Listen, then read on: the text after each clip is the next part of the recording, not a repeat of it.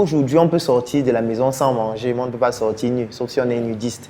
Et dans un continent comme l'Afrique, le secteur du textile, c'est un secteur qui représente beaucoup de milliards par an. Je vais prendre un exemple qui est très simple. Chaque matin, on va toujours se poser la question, qu'est-ce que je dois porter aujourd'hui? Est-ce que je vais porter une veste? Est-ce que je vais porter un t-shirt? Est-ce que je vais porter une chaussure? Est-ce que je vais porter un chapeau?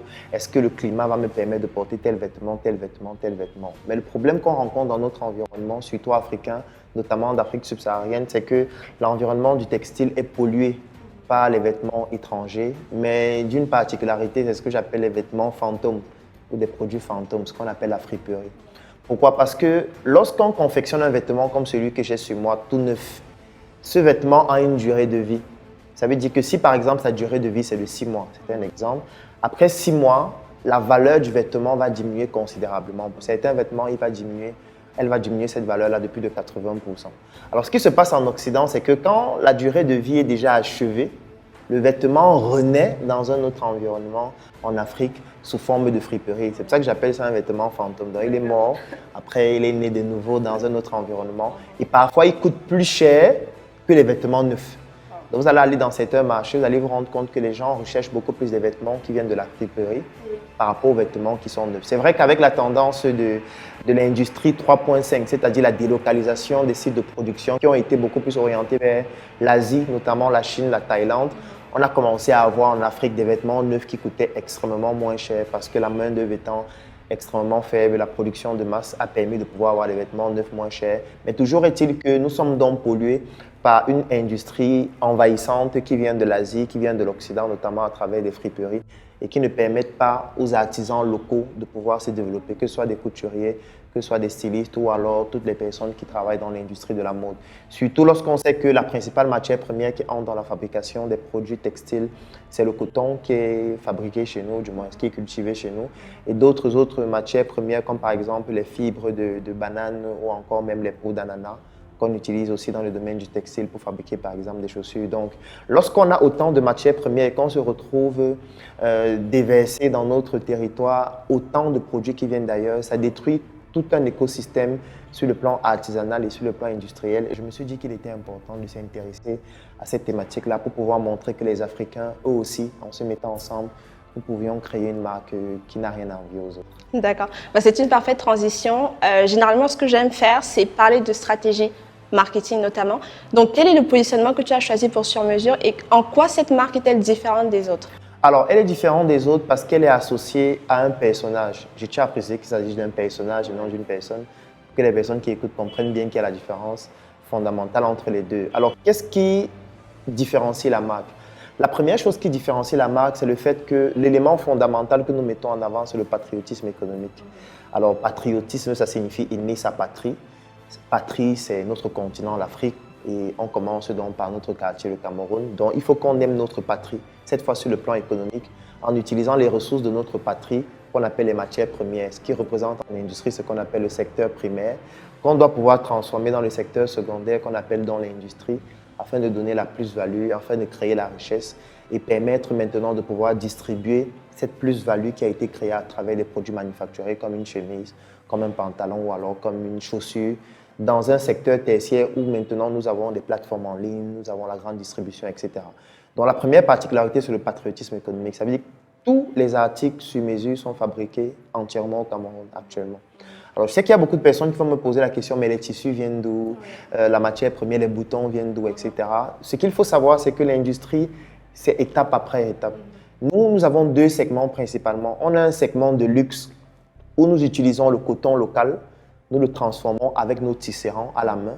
Nous fabriquons des tissus locaux, tissus à travers lesquels nous fabriquons des vêtements, des chaussures, des sacs, etc. Mais ça, c'est pour le segment de luxe. Oui. Parce que ça, ce sont des vêtements qui coûtent excessivement cher. Ce n'est pas accessible à tout le monde. Un prix, par exemple? Un prix, par exemple, une chemise faite de cette façon-là peut coûter 60 000 francs. D'accord. Voilà, donc vous voyez que 60 000 francs, on est à pratiquement 100 € uniquement pour une chemise.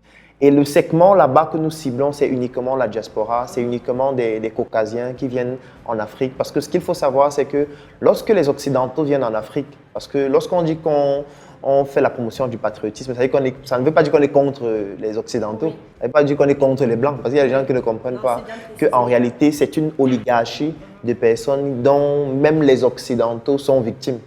Donc, ce n'est pas seulement les Africains. Donc, il y a des Occidentaux qui viennent en Afrique et qui souhaitent rentrer de l'Afrique avec un souvenir, avec quelque chose qu'on ne retrouve pas chez eux. Et vous voyez que chez nous, donc, on a la particularité d'avoir encore des tisserands qui sont capables de prendre le coton, de le tisser à la main, d'obtenir un fil, d'obtenir un tissu, de confectionner ce tissu pour avoir une chaussure qui est unique, qui est très belle, etc. Donc ça, c'est la première particularité et c'est le premier segment que nous sommes en train de toucher. Ça permet de créer toute une chaîne de valeur où nous développons déjà l'agriculteur qui fait le coton, nous développons les tisserands qui sont en train de confectionner ces tissus, nous développons toutes les personnes qui travaillent dans l'industrie de la transformation, notamment dans le secteur secondaire, comme les couturiers, comme les stylistes, comme les maîtres boutiers, etc., qui vont donc faire des produits manufacturés. Nous développons toutes les personnes qui font dans la logistique du secteur tertiaire, la distribution, les grandes enseignes et surtout les plateformes en ligne dont nous faisons aussi la promotion et surtout, nous développons un autre segment de marché qui est dans la valorisation des produits. Parce que lorsqu'on fait un très beau vêtement, ce serait dommage de communiquer dessus de manière dégradée. Donc, on travaille avec des artistes photographes professionnels, on travaille avec des vidéastes professionnels pour pouvoir donner une touche de qualité par rapport au travail que nous faisons dans nos ateliers. Donc ça, c'est la première stratégie sur le plan marketing. Alors, la deuxième stratégie, c'est le mass market. Alors, le mass market, c'est quoi? C'est que nous sommes dans un environnement où les autres nous disent qu'on vit avec moins d'1 dollar par jour. On n'est pas en train de vouloir débattre avec eux. On leur dit, OK, ça veut donc dire que chez nous, le pouvoir d'achat, il est très faible. Donc, si on souhaite confectionner des vêtements qui seront vendus ici, il faut que le coût de production, lui aussi, soit faible. Donc, c'est la raison pour laquelle, pour ce segment, nous utilisons des tissus qui viennent d'ailleurs. Nous utilisons des produits qui viennent d'ailleurs. Pourquoi? Parce que ces produits sont faits à l'échelle. Donc, un tissu qui est fait à l'échelle en Chine et qui arrive au Cameroun, parfois, il est même subventionné. Donc, le coût est tellement faible que s'il faut comparer ça avec le tissu que nous faisons avec nos tisserands, ce n'est pas comparable en fait. Donc, si on veut faire une chemise qui est accessible et qu'un individu lambda pourrait l'acheter à 5 000 francs ou même pourquoi pas moins, nous devons obligatoirement utiliser pour le moment ces tissus-là qui viennent d'ailleurs ou ces matières premières-là. Donc, pour ce segment du mass market-là, nous utilisons la matière première qui vient de l'Occident, mais qui est toujours transformée dans nos ateliers à travers nos ressources. D'accord. Mais ça n'empêche en rien que la qualité entre les deux cibles soit la même. La finesse du vêtement est la même. Oui. La qualité du vêtement est optimale à chaque fois, mais le coût du vêtement n'est pas le même parce que le degré de précision aussi n'est pas le même. Donc un vêtement qui est fait entièrement à la main, qui parfois peut prendre 40 heures, 50 heures, plus de 60 heures, parfois même pour juste une seule chemise, parfois juste pour une seule cravate, forcément, le degré de précision ne sera pas le même, la qualité du tissu ne sera pas forcément la même. Mais en fonction du segment, la personne qui a ces moyens-là va, en fonction de ses moyens, se rendre compte que le vêtement est suffisamment à la hauteur par rapport à son besoin. D'accord, ok, merci beaucoup. Alors, tu as récemment lancé un appel d'investissement pour investir dans la marque sur mesure. Est-ce que tu peux nous en dire plus? Alors, l'investissement dans la marque sur mesure a deux objectifs principalement. Le premier objectif, c'est d'industrialiser le processus de production. Parce que comme je l'ai expliqué, que ce soit pour le segment du mass market ou alors pour le segment du luxe, beaucoup plus pour le segment du luxe, c'est fait encore de manière artisanale et c'est aussi l'une des définitions du luxe parce que quelqu'un achète un produit cher parce que ce produit a une histoire et surtout parce que ce produit est fait de manière unique. Ce n'est pas un produit que tout le monde peut se procurer n'importe où. Donc il y a ce segment-là, mais on souhaite l'industrialiser et permettre à ce que les quantités de production soient beaucoup plus importantes. Donc il faut avoir des outils de production beaucoup plus performants. On souhaite automatiser même certaines étapes. Donc ça, c'est le premier objectif. Le deuxième objectif, c'est pour le mass market. Nous souhaitons industrialiser la production des tissus pour ne plus avoir besoin de forcément utiliser des tissus qui viennent d'ailleurs. Parce que lorsque c'est fait de manière artisanale, le coût est élevé, le temps de production est aussi élevé. Donc pour cela, on a besoin d'un outil de production approprié qui nous permet de pouvoir produire de manière artisanale, transformer la matière première locale, qui nous permet de pouvoir obtenir la matière première transformée qu'on va utiliser pour faire les vêtements. Donc voilà les deux principaux objectifs. Et maintenant, tout cela sera fait dans une usine que nous allons construire dans un espace que nous avons déjà pu acquérir, qui est à Akak, c'est à Yaoundé, dans la sortie ouest, qui est un espace de 850 mètres carrés. C'est un espace dans lequel nous allons donc construire cette usine-là.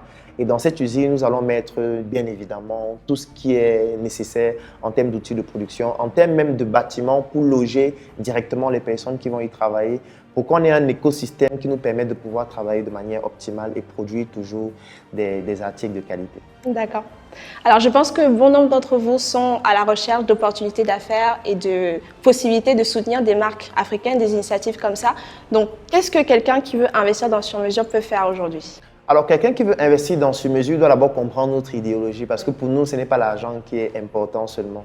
Ça veut dire qu'on a besoin des personnes qui vont apporter au-delà de l'argent leurs compétences, vont apporter leur réseau relationnel, vont apporter une autre finesse pour nous permettre de faire davantage, vont apporter leur lobbying pour qu'on puisse distribuer nos produits à travers l'Afrique et à travers le monde. Donc ça, c'est la première chose dont nous avons besoin. Donc nous avons besoin des personnes qui comprennent ce que c'est que l'Afrique, qui souhaitent apporter leur plus-value au développement de l'Afrique. Et globalement, c'est d'abord ça. Et maintenant, de manière spécifique, qui souhaitent apporter une plus-value à une marque qui, depuis 5 ans déjà, exerce ses activités au Cameroun, distribue ses produits dans plusieurs autres pays à travers le monde et qui souhaite aujourd'hui passer à une autre échelle. Donc ça, c'est la première chose que nous recherchons. La deuxième chose maintenant, en plus de cela, nous avons besoin bien naturellement des moyens financiers pour permettre de pouvoir construire cette usine, acquérir des moyens de production, recruter la ressource humaine, créer une école de formation parce que ça fait partie aussi d'un élément stratégique du projet. Parce qu'il n'y a pas une école aujourd'hui, par exemple au Cameroun, qui permet de former spécifiquement le type de ressources humaines dont j'ai besoin. Il y a des écoles de stylisme, il y a des écoles de modélisme, il y a des écoles où on forme des couturiers et tout ça. Mais dans toutes ces écoles, je ne retrouve pas des personnes qui ont l'idéologie, parce que pour moi, c'est ça qui est plus important que la compétence technique. Donc, nous allons créer un centre de formation dans cette usine qui va permettre de former et de recycler les ressources humaines qui vont travailler dans le projet, afin que nous puissions nous étendre dans différents secteurs d'activité sur le plan du textile. Donc ça, c'est le premier aspect stratégique. Et ensuite, on aura des représentations déjà au Cameroun, en Afrique et dans la diaspora pour pouvoir distribuer le produit et surtout pour pouvoir agir sur le plan du lobbying afin de pouvoir réduire considérablement l'importation notamment de la friperie et pourquoi pas l'interdire même lorsqu'on aura atteint un seuil de production suffisamment important. Parce que ça ne suffit pas de faire un discours de propagande en disant il faut qu'on interdise alors qu'on n'a pas la capacité de produire de manière compétitive, avec des coûts accessibles pour que le peuple puisse être, je veux dire, desservi de manière optimale. Donc voilà globalement ce que nous sommes en train de vouloir faire.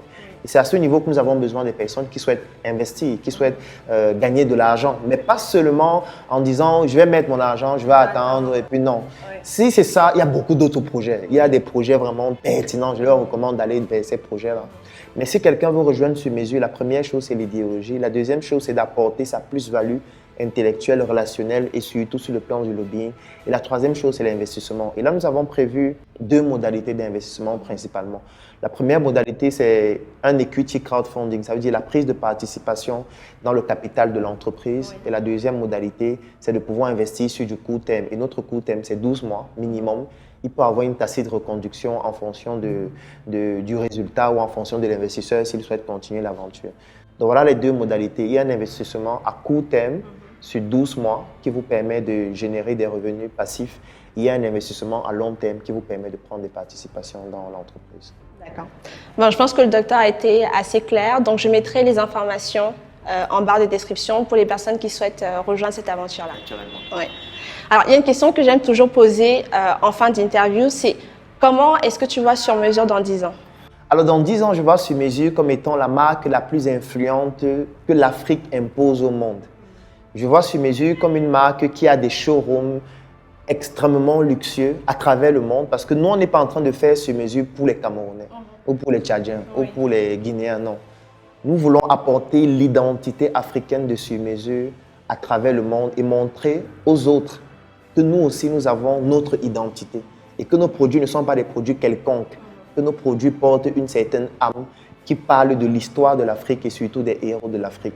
Donc, Sur Mesure va être dans ce segment-là. Sur Mesure aussi, ce sera une marque qui va vous permettre de pouvoir, en fonction de votre sensibilité, à travers une application, choisir votre vêtement, choisir le tissu que vous voulez, pouvoir prendre vos mesures à distance avec un algorithme d'intelligence artificielle que nous allons mettre dans le site internet qui, à travers juste votre photo, pourra nous permettre d'avoir vos mesures et de pouvoir donc vous proposer un vêtement qui correspond à vous, qui correspond à votre activité. Parce qu'un médecin n'aura pas le même style de vêtements qu'un chirurgien, n'aura pas le même style de vêtements qu'un architecte, n'aura pas le même type de vêtements, par exemple, qu'un plombier. Donc, nous souhaitons créer des vêtements qui ressemblent, qui cadrent avec les secteurs d'activité, qui cadrent avec l'humeur, qui cadrent avec l'état d'esprit qu'on a et surtout qui permettent de manière non verbale de montrer qui on est sur le plan psychologique. Donc voilà globalement ce que Sur Mesure souhaite devenir dans 10 ans. Ok, d'accord. Merci beaucoup pour cet échange très enrichissant. D'accord. Donc, vous l'aurez compris, Sur Mesure est une entreprise en pleine expansion qui regorge de potentiel. Donc, si vous souhaitez rejoindre l'aventure, je vous invite à cliquer sur le lien qui se trouve en barre de description et puis vous entrerez en contact avec l'équipe de Claudel pour rejoindre cette aventure. À la prochaine. Merci. Au revoir. Au revoir.